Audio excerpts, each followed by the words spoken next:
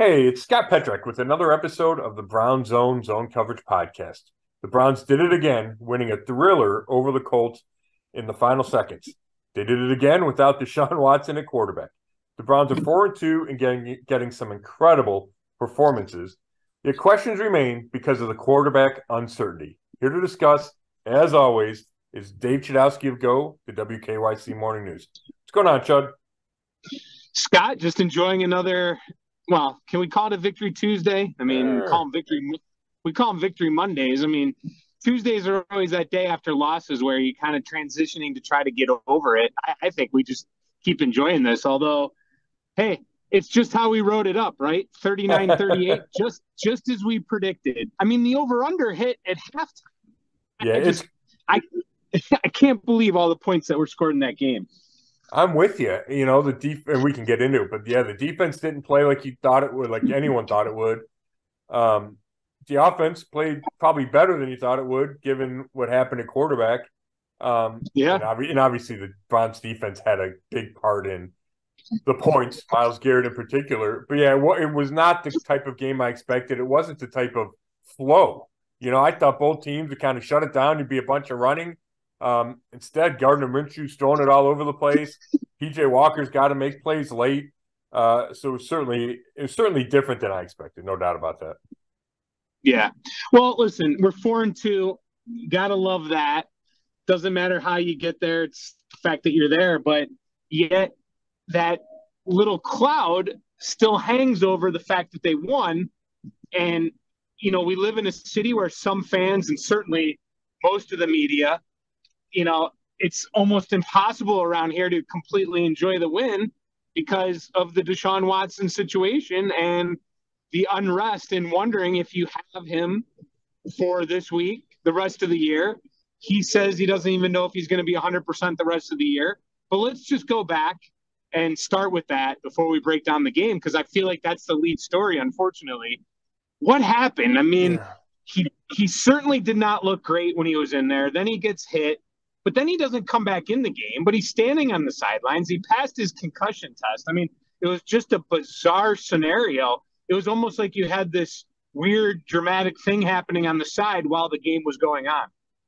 Yeah, for sure. And I was at Indy. So you're in the press box, and you've been there, Chud, a bunch of times. You know how it works. They say it on TV too, but in the press box they announce the injuries. Right, guy leaves. It's and what you would expect would be Deshaun Watson, shoulder injury, questionable to return, or it's doubtful to return, or will return, or ruled out of the game. Right. I mean, that's just common NFL practice. And we're sitting in the press box, and there's no update. No update.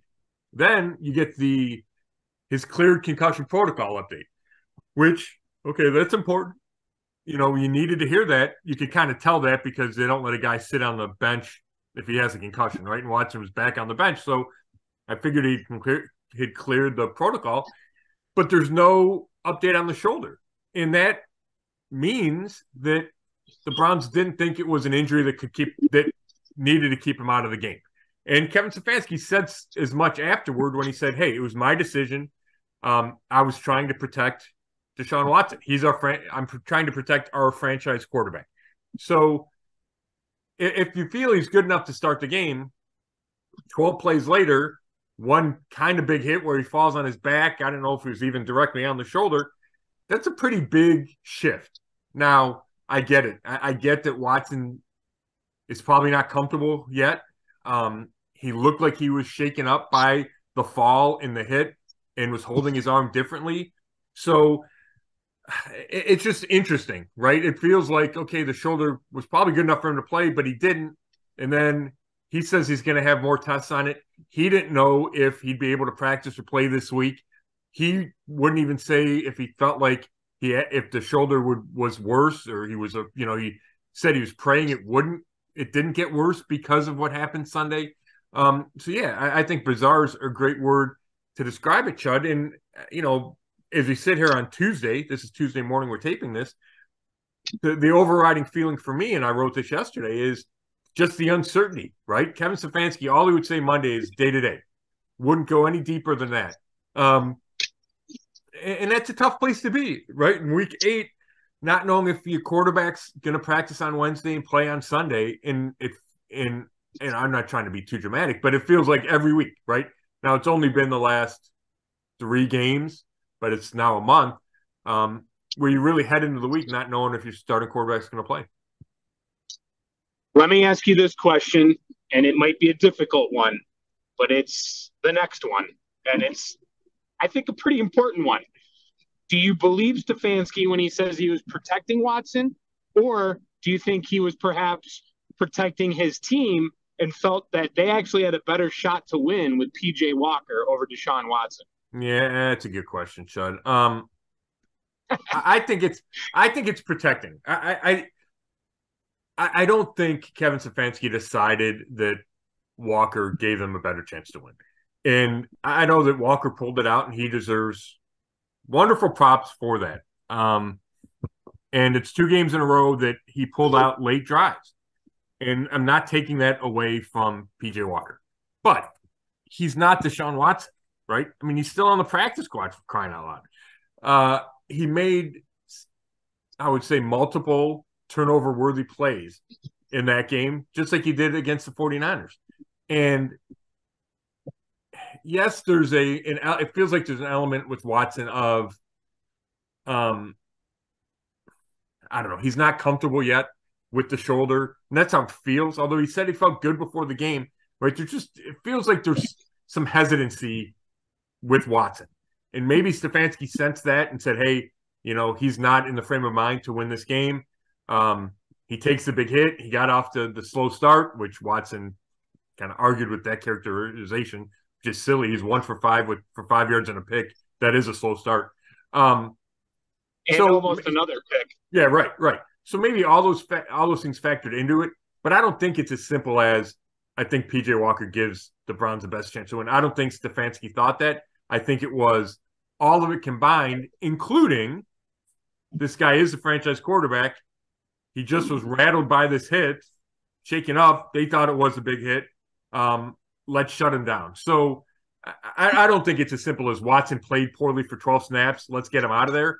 I think that was at the bottom of the list of reason of why they made the move. Yeah, in my opinion, I think it's a combination of he wanted to make sure that he didn't get him hurt even more moving forward, but he also saw what we all saw and maybe thought, you know what, he might just not be ready today. And that could be where I don't know if I want to say he thought P.J. Walker gave him a better chance, but in his mind, he went with the gut feeling of, I'm not sure Watson has it today. I don't know if he can pull this off. Yeah. I'm gonna go on the side of caution here. Yeah, I think that's fair. I'm not saying it wasn't a factor at all in the decision. I just don't think it was a number one decision. Like if Watson hadn't taken that hit, let's say, I don't think Stefanski says I'm going to pull him. I don't think that's true. So if you combine that with the medical team saying the shoulder's okay, it's right. Then then it's all the combination, I guess. So yeah, I think you're right to bring that up. It's certainly an interesting aspect of it. It's relevant moving forward is the Browns decide and Watson, but the Browns and Watson decide if he's going to practice this week, if he's going to play this week, right? Like there's a theory out there that, hey, maybe you just give Watson some more time.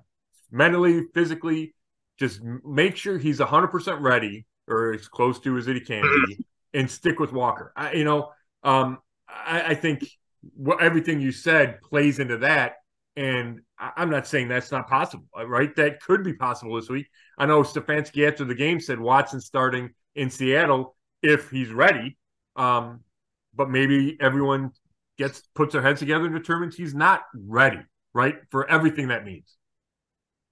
Well, let me ask you this. You bring up a good point. You say that maybe he needed more time. Let me ask you this. Should have they maybe not started him this past game? Should they given him another week? Well, I mean, it's certainly easy to say that with how things went in Indianapolis, right? But I'm watching him practice Friday, and I watched practice Thursday. I mean, the practice that we get to watch, right? The first 20-ish minutes. Thursday, there was progress from the last time we'd seen him throw, but it wasn't great. There were low balls. It didn't feel like he let one rip when I was there. Now, he may have in the team drills because he took all the first team reps. So you'd like to think he threw it in those reps.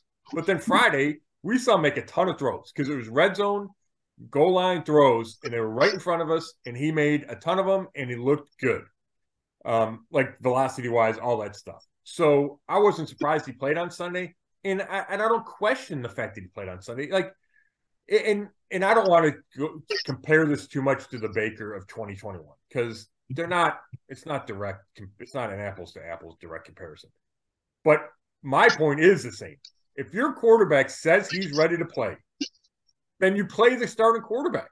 Like you see throughout the league. If Josh Allen says he can play, he plays. Patrick Mahomes plays. Like you start your quarterback, especially if he was at the time the number one overall draft pick or the $230 million guy, right? Like if he's physically able to play and says he can play, you play the guy. Like I understand. I don't agree with you got to proceed with this caution. You got to that to me, that's not how it works in the NFL. The Bengals played Joe Burrow week 1, right? Even though Jamar Chase didn't think they should play him. Like you play your quarterback. That's how it works.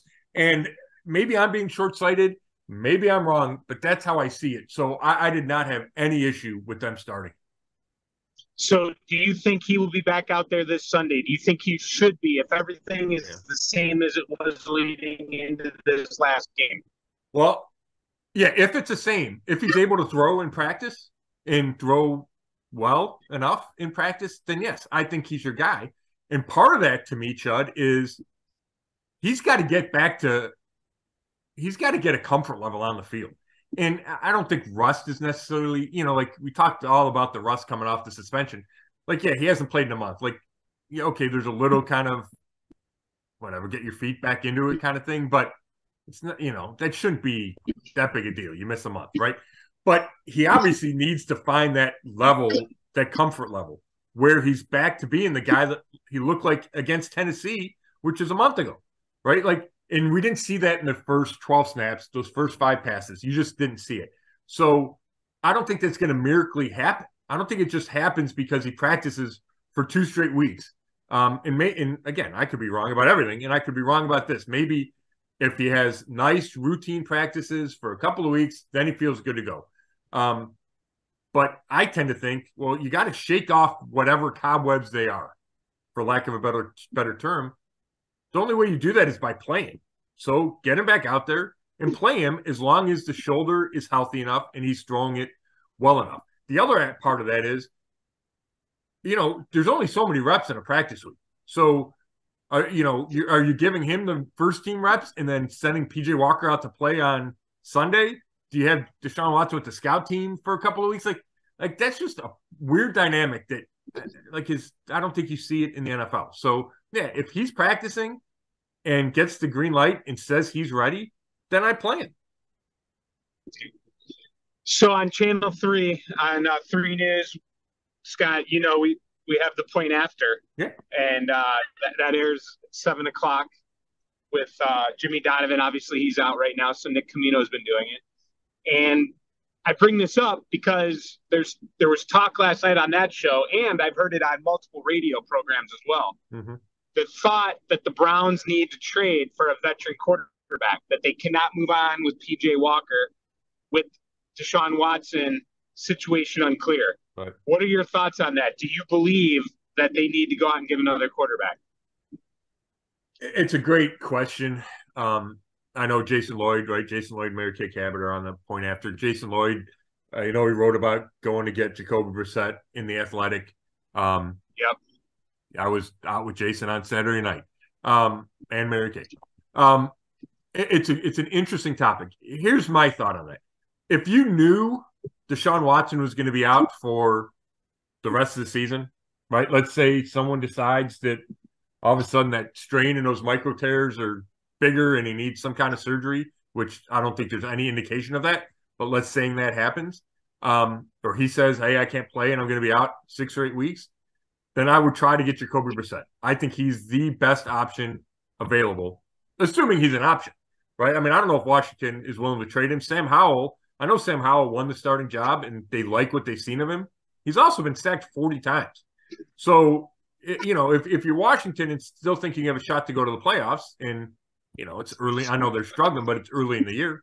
I don't know if you trade your veteran backup that was a priority for you to get in free agency when your starting quarterback's getting the snot kicked out of him every week. So that would be the first question. Is he even available? But if he is, I know you could do it financially. That's not a problem. He would be the guy I would go after. But if it's just but that's only if you knew Watson was going to be out, right? If Watson's telling you, hey, I don't know, it might be a month, it might be 2, then I would look into that. But, you know, if the doctors tell you that Watson's shoulder is okay and you expect him to go out there and play and finish games and take hits, which should be your expectation, I don't know if that move is a necessity. I think it might cloud things. Now, I'm not arguing. Like, I fully believe that Jacoby Brissett is the best option as your number 2 quarterback. I would only feel pressure to make that move if you felt like Watson was going to be out. And at this time, I don't think we know that. You know, I think there's a reasonable expectation he is back this week, even though it feels completely uncertain at this moment. Does that make sense? Yeah. Any other quarterbacks? Would you even look into any others? Or yeah, I mean, I know I was on 92.3, did my Monday hit, and they asked Jeff Phelps likes Nick Foles a lot. You know, that's interesting. You know, obviously took the Eagles, came off the bench, took the Eagles to the Super Bowl. And I don't know if he has experience. You know, I don't know if he's got experience with anybody inside the Browns organization. I'm trying to connect those dots. You know, he's a guy that's done it. You know, you hear the go get Kirk Cousins. It's like that. First of all, I don't think that doesn't seem likely after Minnesota wins yesterday. He has a no trade clause. Like a bunch of those big name guys, like that only works if you kind of feel like Deshaun Watson isn't going to play again this year, and it's even questionable beyond that. You know, like I mean, they're tied to Watson for the next 3 years after this. I think Browns fans are just going to have to accept it. He's going to have to fight through this, and he's going to have to figure it out unless something drastically different happens with the shoulder. Well, everyone just thinks, too, that you can just go make these trades, and like you said, the other team's going to do it. Plus, we've already traded enough picks as it is, and how much money, you know, there's a lot of other factors that go into it. No, that's a great point, Joe, which is why you only do this if you feel desperate, right? Like if there's a chance he doesn't play again this year, or if he misses 8 games and you go, well, you can't win with P.J. Walker for 8 games, right? Then you need to go get a stopgap. But then it would be a stopgap, like, you know, which is why Brissett makes sense, and he could come in, he could play because he was here last year and he knows the system. Again, you can't just fit a quarterback into a system. You can't. It's hard to fit a receiver into a system, you know. So I think a lot of it is probably wishful thinking, except Brissett makes the most sense given all those things and given the fact that he was here a year ago and guys love him. They play hard for him. He showed. I mean, if the Browns had this defense a year ago, they would have gone to the playoffs with Jacoby Brissett, right? Because the defense was what let him down. Brissett played well enough. Yeah, and we'll get to the defense in a second. Let's wrap it up here, though. My final thought: we're just never satisfied in this town with our quarterback, are we, Scott? P.J. Walker wins 2 games, and we just we're just never happy. I get it. I mean, I get it. I have eyes. I've watched the games, but it's just funny. Like it's always a subject. We're never happy. Oh, that's exactly right. And real quick on this point, Chud, you kind of said it to start, and I'm writing a little analysis that is talking about this a little bit. But you do, I mean, you feel like the way this Watson situation is right now, it's fair to say like that's affected the fan base's excitement level, right? And enjoyment of 4-2 and 2 straight wins. Is that fair to say? Absolutely. Okay. Just wanted to verify that. No, you think that, don't you? I mean, I do, but you know, it's been a crazy. I was driving back from India. A bunch of stuff going on. I just wanted to, like, I don't know if I have the pulse on this one, and I figured I did, but I just wanted to kind of get a second opinion on it. No, yeah, no, for sure. I mean, listen, we're all excited about being 4-2, but it definitely seems to be the case that Yeah. it's kind of like that. I don't want to say to this degree. It's like, that old saying, you can't have nice things like when Right. something good happens. But yeah, you got to deal with. So I think it's just frustrating. It was just a weird watch because, like I said, you're watching him on the sideline. You're like, well, is he okay? Can he come back in? I just think, I mean, I get the pulse. Fans are just frustrated. The whole Watson thing in general, like you pay all this money for a guy and you think you have your franchise quarterback, and we have yet to have that. We've yet to see it. So now, if they keep winning, I don't think it matters. Listen, wins heal everything. So, listen, if we were 2-4 right now, then it would be a major problem. Sure. I just think I don't want to say it's a problem. It's a nuisance, maybe. How's that? Yeah, no, that makes sense. And he's such a tough guy to embrace, right? I mean, he has been a difficult guy to embrace that this hasn't helped, and the way it's played out hasn't helped. I'm going to play against the Ravens and then not playing against the Ravens. Like all of it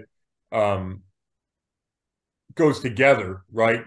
To why I think there's probably more frustration with him than there would be a different quarterback. And to me, that's completely understandable. Yeah.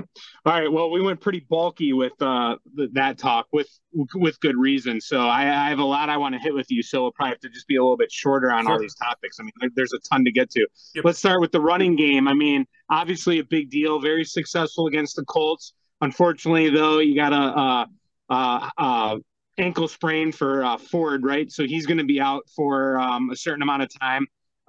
What'd you think of the running game?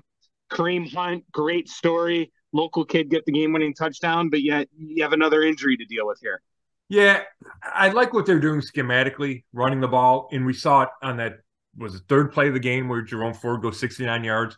We saw it some with even Pierre Strong Jr. in the game, had a couple nice runs. Obviously, saw it with Kareem Hunt's 2 touchdowns, including that, the winner from the 1 yard line. So I think they've figured out some of the problems they had heading into the bye, right? They had those 2 games in a row before the bye. They didn't run it great. So I think they figured out some of that. And so I like that part of it. The Jerome Ford part, that's not great because they miss his explosion when he's not in there. I don't think anybody on the roster has the same speed, that breakaway speed. And he's going to miss a week or 2, it sounds like, maybe longer. It's not supposed to be a severe high ankle sprain, but those are still bad. So, they're probably going to have to make a move there, but I think in the interim, they're going to have to just grind it out with Hunt and Pierre Strong and really lean on that offensive line. Yeah, no doubt. All right, let's get to the defense now. 38 points they gave up. So, of course, I'm one of the few that have, and last week I pretty much said, all right, I'm there. This is an elite defense, blah, blah, but I am one of the ones that it's taken the longest to get to that point because, like, you have the Ravens game that happens, and, I got a little ahead of myself in the next game. You know how I've always kind of questioned whether they were elite or championship. And I feel stupid many times for questioning that. But then as I'm watching this game, I'm like, 38 points. But then again, Scott, 4 takeaways, which leads to 17 points. So, hey, if you're going to give up the points, at least basically they won the game for them. I mean, the defense again, and I know the offense came through with the drive at the end of the game. But, man, if it weren't for the defense, they don't win this game. So it's like mixed reaction there, right? Yeah, no, it's a great point. And they had a big stop late. The fourth quarter, they got 1 or 2 stops after they gave up that long touchdown, the 75-yarder. I think there's 2 stops, which gave the offense a chance to win the game. Certainly, they got that 3 and out right before the game-winning drive by the Browns. So, I think those were letdowns, breakdowns in the back end of the defense that could have been avoided, should have been avoided. I don't feel like this is this giant red flag, like, oh my gosh, they're vulnerable. I just think they had a bad game. I think Shane Steichen and the Colts staff did a good job. They found some areas where they could keep the Browns off balance, as Myles Garrett said. took some shots and they paid off. The Browns missed some tackles on some big plays. They got caught up in a couple of bad matchups and blew some man-to-man coverage, which happens when you play as much man as the Browns do. You better be good in it. And if you're not, and if you get caught in a bad matchup, the Colts have some speed and they're faster on turf, and I think they exploited that. Myles Garrett said they did not expect Gardner Minshew to run like he did inside the red zone, and he had 2 rushing touchdowns, and those were big, right? Right, and those turned out to be big, and he does a shimmy after at least one of them. Yeah. So yeah, I guess my overall point is I think they're going to be fine. I think they're going to be really good.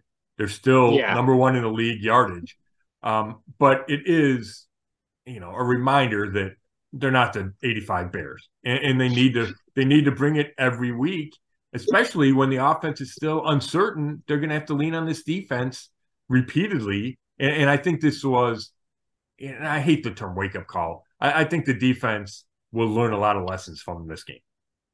Yeah. Well, one thing too is I was thinking about when I was watching the game, I'm like, this is the first time, second road game, but they took a bus to Pittsburgh, right? So this is their first plane trip, I think. Correct. I mean, they've played a lot of games at home in rainy weather. That helps the defense, your home field. So I guess what I'm saying is let's see them now. They need to go on the road and start being dominant. They were good in Pittsburgh, right? I mean, they gave up the big play. Oh, yeah. They gave up I think the key is I'm going to be watching the defense now the rest of the year. I hope that a big play like the one to Pittman, the one in the Steelers game, I really hope a big play like that doesn't cost them a game down the line. But also, I'm going to really kind of study the defense on the road because, it is different on the road than it is at home. But again, I'm not down on them. That I believe I enjoyed watching them, even though they gave up 38 points, like you just said. I mean, they made some big plays, the takeaways, and I agree with you. They're going to be fine. But I just think we wouldn't be doing our job if, at least I don't feel like, if we just said, oh, they're elite, they're championship. Oh, sure. I mean, I think you just kind of need to break it down. But that said, boy, Myles Garrett, you know what, Scott? Here's another thing I thought about. I was telling my wife this, and I was telling some people at work. They're fun to watch. How many years have we suffered through terrible football? Like, I don't care that they gave up 38 points. The bottom line is they won the game. This is a fun team to watch. And Myles Garrett is fun to watch. I mean, what he did, this multiple sacks, that blocking that field goal was unbelievable. Yeah, as Kevin Stefanski said yesterday on the Zoom call when he got a little, I think he got a little tired of all the Deshaun Watson questions. He said, he goes, well, we haven't even talked about Myles Garrett yet. And, we're however deep into this pod, and we haven't talked about Myles Garrett yet. He was unbelievable. And, I don't know if Stefanski said you can't play a better game than he did or whatever his quote was. He goes, if there's another level to play at, he's playing at that level. People complain that Myles Garrett doesn't take over games enough. Well, he certainly took over that game, and he was the best player on the field, especially in that first half when, he accounted for 17 points by himself. He has kind of by himself, 2 strip sacks, both lead to touchdowns. One of them recovered in the end zone for a touchdown. The blocked field goal leads to a Browns field goal, and you can say it took 3 points away from the Colts. So it's at least 17 points, maybe 20 points that he affected by himself. So that's the type of performance, the type of player he is. We've seen it before. Maybe I know Browns fans want to see it more. I don't know if that's realistic, but when you see it, I think you have to enjoy it and you just appreciate how he can take over a game, how there's few people in this world, let alone in this world, with the talent that he has, with the athleticism that he has. We saw it time and again. And I think he's played phenomenally all year, and it crystallized in that game. Yeah, no doubt. Did you mention the stat, the 82 career sacks? No, I did not. So did you see that? He has 82 career sacks before turning 28 years old, past Reggie White for the most NFL sacks before that age. Yeah, I mean, that's kind of a weird stat, right? 28 feels kind of arbitrary, but right? Yeah.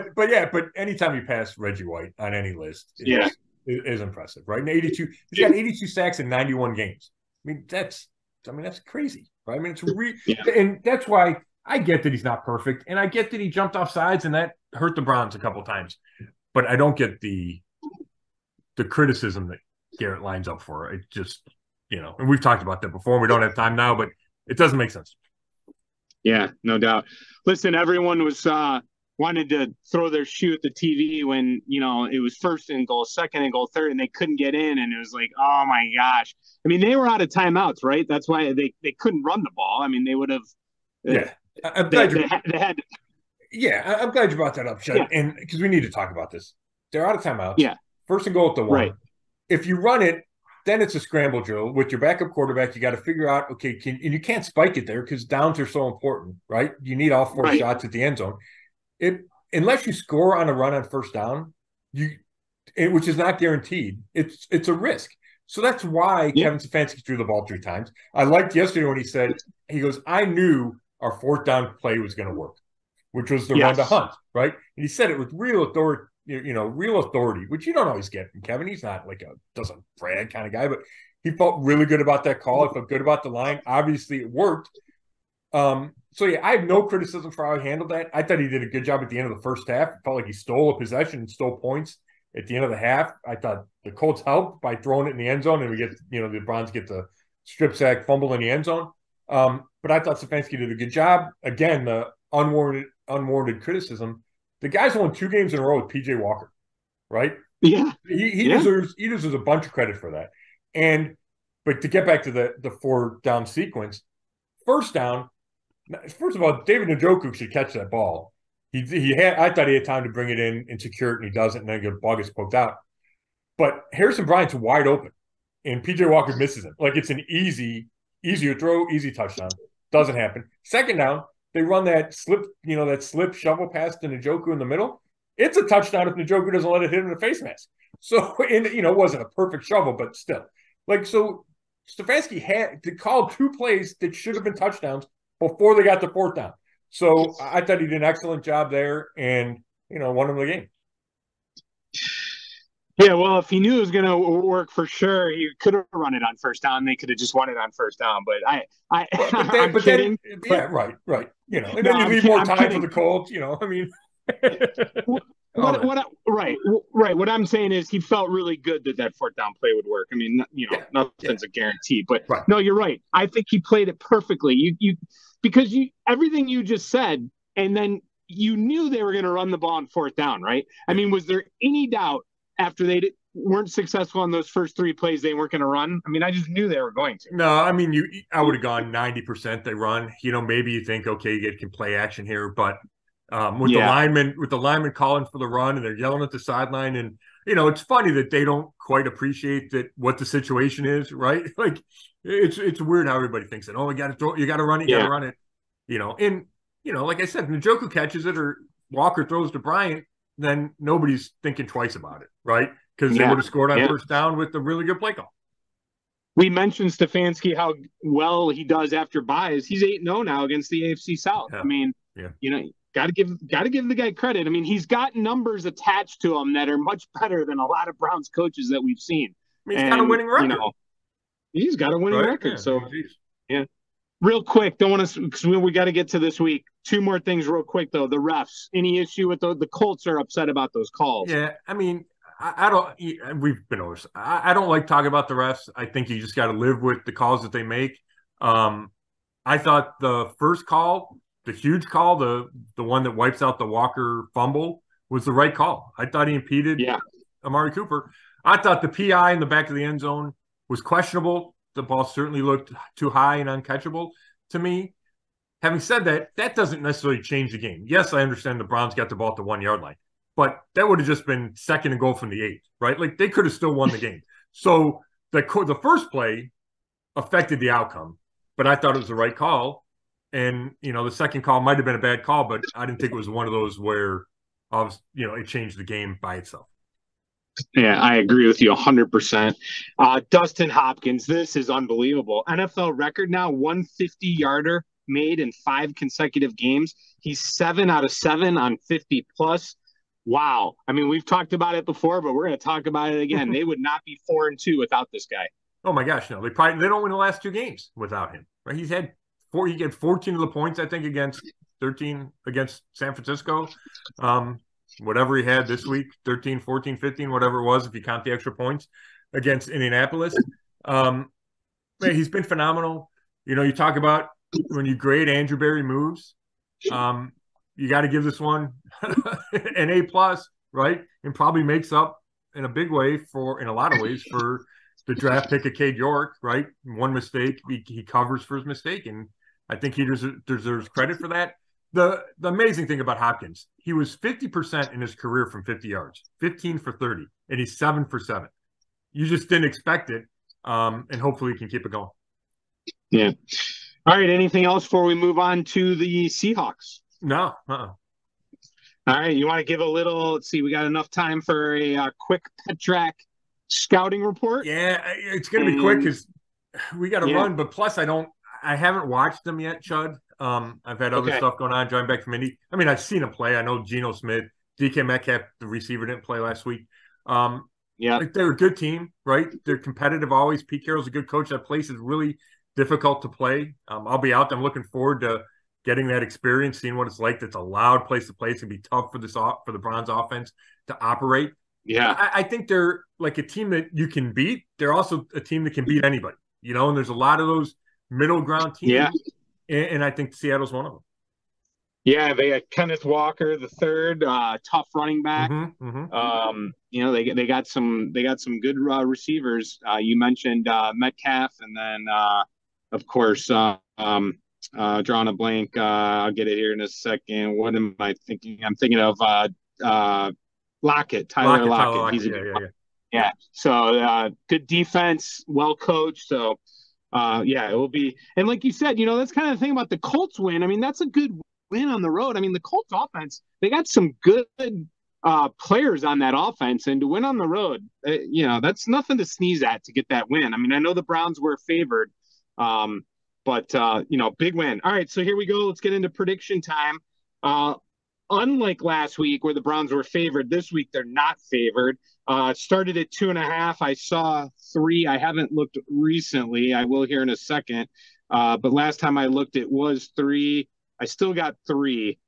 So Seattle's favored by 3, over under of 40.5. We both are victorious last week. I moved to 4-2. You moved to 3-3. Here we go. What do you think? Is it my turn to go first? Yeah, go ahead. All right.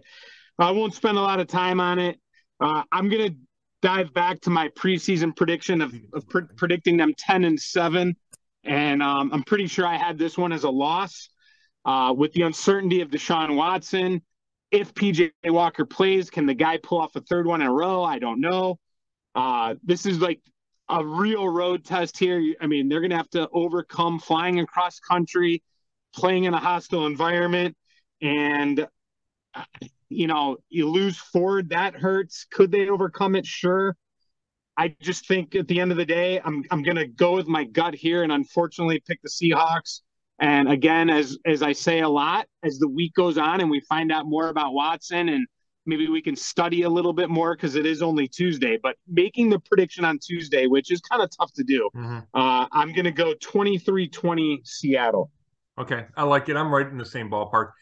I kind of want to make 2 picks if there's Watson or not Watson, but the way, and I know it was a small sample size, the way he played, I don't know if there is a difference in the picks, right? So as of now, regardless of who plays quarterback, I feel like I'm going to go Seattle 20-17. Tough place to play, long road trip, coming off 2, kind of down to the wire wins. And, you look at the schedule and they come back for Arizona. Then they got a couple division games. Like this just feels like, if you're going win-loss, like you kind of mentioned, win-loss, this feels like a game that they could go in and lose. Now, they could obviously win. The defense could play great. Watson could play great, whoever. But right now I'm going Seattle 2017. Yeah, I was close to that score as well. I mean, we're in the same ballpark. Yep. All right. Well, Chud, I appreciate it as always. Hey, I know I'm going to leave people hanging on this trivia question because I actually have to get to a doctor's appointment. But we have a trivia question. We'll give you the answer, and we have another one coming from my Twitter guy. And they're both good ones. This one, I know this. I knew the second one. I did not know the first one. So we'll take care of that next week. But Chud, thank you. Thank everybody for listening. As always, this has been another episode of the Zone Coverage Podcast. And you can read all my work at brownzone.com. Thanks.